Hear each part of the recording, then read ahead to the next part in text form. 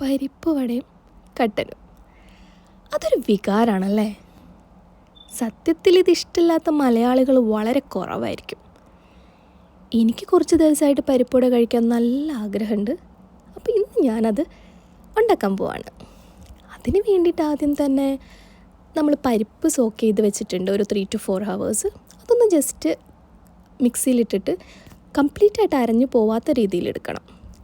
ഞാനിവിടെ കറിക്കെടുക്കുന്ന പരിപ്പാണ് എടുത്തിട്ടുള്ളത്. ഇതിന് ശരിക്കും യൂസ് ചെയ്യുന്നത് കടലപ്പരിപ്പാണ്. ഇതെടുത്താലും കുഴപ്പമൊന്നുമില്ല, നല്ലതായിരുന്നു.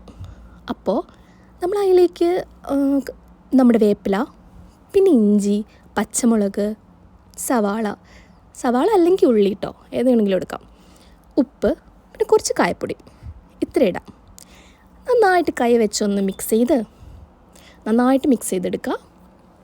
എന്നിട്ട് അത് നമ്മുടെ കയ്യിൽ വെച്ചിട്ട് ഒന്ന് ഷേപ്പാക്കി ഫ്രൈ ചെയ്തെടുക്കുക. മറിച്ചും തിരിച്ചുവിട്ട് ഫ്രൈ ചെയ്തെടുക്കുക. സംഭവം സെറ്റ്. ഈസിയാണ്.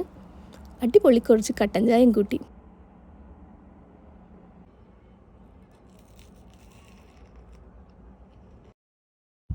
അപ്പോൾ ഓക്കെ, ബായ്.